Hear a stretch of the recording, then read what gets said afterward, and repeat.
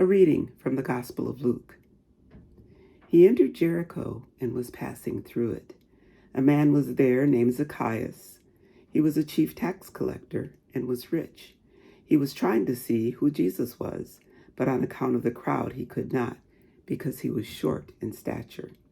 So he ran ahead and climbed a sycamore tree to see him, because he was going to pass that way. When Jesus came to the place, he looked up and said to him, "Zacchaeus, hurry and come down, for I must stay at your house today."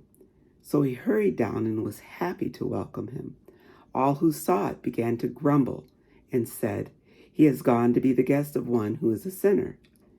Zacchaeus stood there and said to the Lord, "Look, half of my possessions, Lord, I will give to the poor. And if I have defrauded anyone of anything, I will pay back 4 times as much."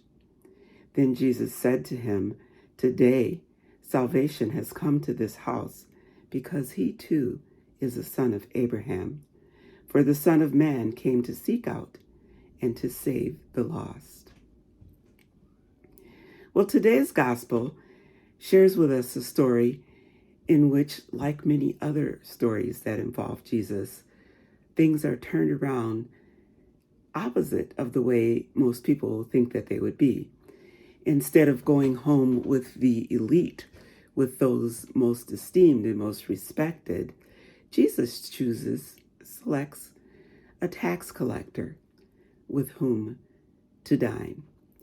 And of course, this causes outrage in the Pharisees, confirming in their mind that Jesus is a no good person, because why would he choose to eat with tax collectors and sinners? And yet, Jesus did not come to cater to the elite. He came to save the lost.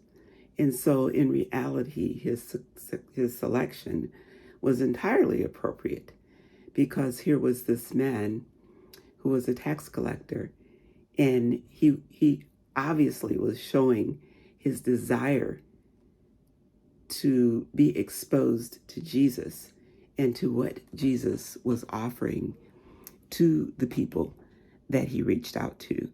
And he was blessed with the fortune of being selected to host Jesus at his home.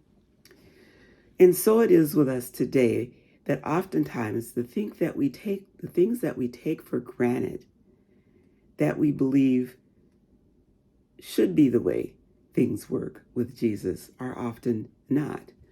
Because Jesus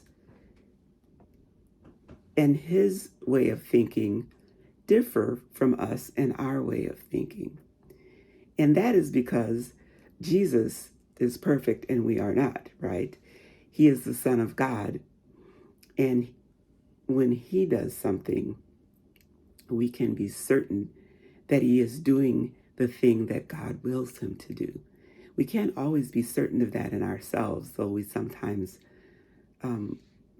deceive ourselves into thinking that something that we want is what God wills for us.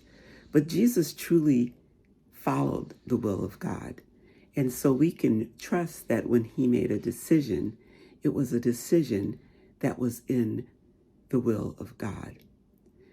We should pray each and every day that the decisions that we make too are within the will of God. For only that way will we please God and carry out his will. Amen.